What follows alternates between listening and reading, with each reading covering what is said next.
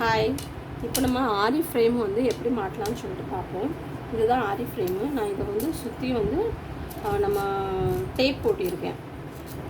Transparent டேப்லேயே இந்த paper tape கிடைக்கும், அந்த டேப் நான் ஒட்டி வச்சுருக்கேன். உங்களுக்கு கிடச்சிச்சுனாக்கி நீங்கள் அதை வாங்கி இதை ஃபுல்லாக ரோல் பண்ணிக்கோங்க. அப்படி உங்களுக்கு ரோல் பண்ண தெரியல அப்படின்னா அது எப்படி ரோல் பண்ணணும்னு சொல்லிட்டு நான் அடுத்த வீடியோ உங்களுக்கு அனுப்புகிறேன்.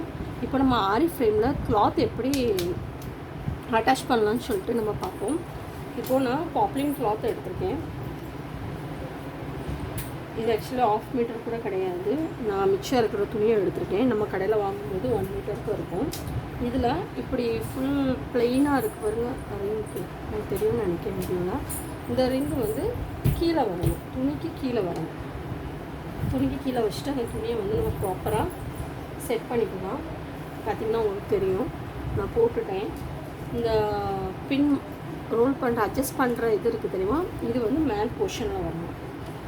மேல் போர்ஷனில் வச்சுட்டு இப்படி நீங்கள் அமுக்குனீங்கன்னாக்கி இது செட் ஆகிடும். இப்படி செட் ஆகிடும். இப்போ இது நீங்கள் என்ன பண்ணணும் அப்படின்னாக்கி இந்த ஸ்க்ரூ மாதிரி கொடுத்துருக்காங்களா, இந்த இடத்த வந்து லைட்டாக டைட் பண்ணணும். ஃபுல் டைட் பண்ணக்கூடாது, லைட்டாக டைட் பண்ணிவிட்டு இந்த 2 ஃபிங்கர்ஸ் இருக்குல்ல, இந்த 2 ஃபிங்கர்ஸை இந்த இடத்துல பிடிக்கணும். பார்த்தா உங்களுக்கு தெரியும், இது உள்ள ஃப்ரேமு, இது வெளியே உள்ள ஃப்ரேமு. இது ரெண்டையும் பிடிச்சிட்டு இந்த துணியை வந்து இப்படி இழுக்கணும். இப்படி நம்ம என்ன பண்ணணும், சுற்றி எல்லா இடத்துலையும் கரெக்டாக என்ன பண்ணணும், இழுத்துக்கணும். இப்போ நீங்கள் இழுக்கும்போது உங்களுக்கு நான் காமிக்கிறேன், வச்சு காமிக்கிறேன். இப்போ பாருங்கள், இந்த இடத்துல உங்களுக்கு இதாக தெரியுதா, நீங்கள் இப்படி இழுக்கும்போது அந்த துணி வந்து இழுக்கணும். இப்படி இழுக்கணும், சுற்றி இழுத்துக்கணும். இப்படி பிடிச்சிக்கணும். இந்த 2 வர இந்த 2 கட்டையும் இந்த ரிங்கில் இருக்கணும். இப்படி இருக்கும்.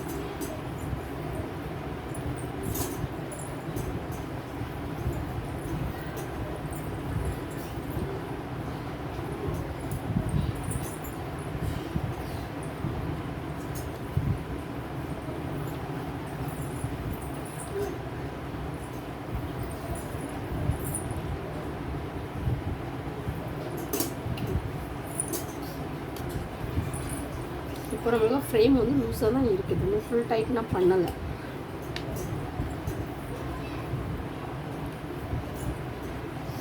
இதை நம்ம ஸ்டார்டிங்கில் ஃபுல் டைட் பண்ணிவிட்டு நம்ம கிளாத் இழுத்தோம் அப்படின்னாக்கி அது வந்து ப்ராப்பராக வராது.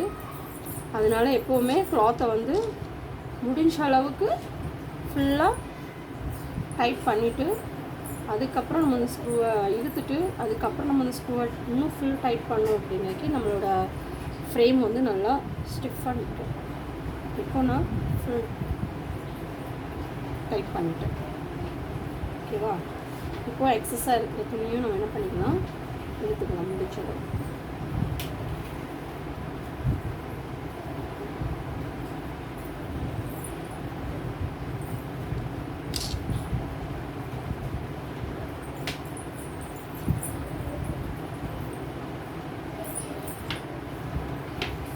பார்த்தீங்கன்னாக்கி நம்மளோட ஃப்ரேம் வந்து கரெக்டாக ஃபிக்ஸ் ஆகிருக்கு. இப்போ நீங்கள் கரெக்டாக ஃபிக்ஸ் பண்ணியிருக்கீங்களா இல்லையாங்கிறத எப்படி செக் பண்ணலாம் அப்படின்னாக்கி, இப்படி நீங்கள் தட்டும்போது இப்படி சவுண்டு வரும் பாருங்கள், டப் டப்னு சவுண்டு வரும். பொட்டு அடித்து அப்படி டப் டப்னு சவுண்டு வரும். அந்த சவுண்டு வரணும் உங்கள் கிளாத்தில் கேட்குன்னு நினைக்கிறேன். இந்த அளவுக்கு உங்களோட ஃப்ரேம் வந்து துணி வந்து ஃப்ரேமில் வந்து ஃபிட் ஆகிருக்கணும். அப்படி இருந்தால் மட்டும்தான் நம்ம ஸ்டிச் பண்ணும்போது குழியோ ஓட்டையோ இல்லாமல் இருக்கும். அப்படி இல்லை அப்படின்னாக்கி உங்கள் கிளாத் வந்து ஃப்ரேமில் லூஸாக இருந்துச்சுனாக்கி நம்மளோட ஸ்டிச் வந்து ப்ராப்பராக வராது. ஒன்ஸ் வேணாலும் நீங்கள் ஃபுல் உங்களுக்கு டைட் பண்ணிக்கீங்களான்னு ஒரு வாட்டி ஃப்ரீ செக் பண்ணிக்கோங்க, ஃபுல் டைட்டாக இருக்குதா ஃப்ரேம் அப்படின்னு சொல்லி. இப்போ நம்ம ஆரி ஸ்டாண்டில் இதை ஃபிக்ஸ் பண்ணுறோம்.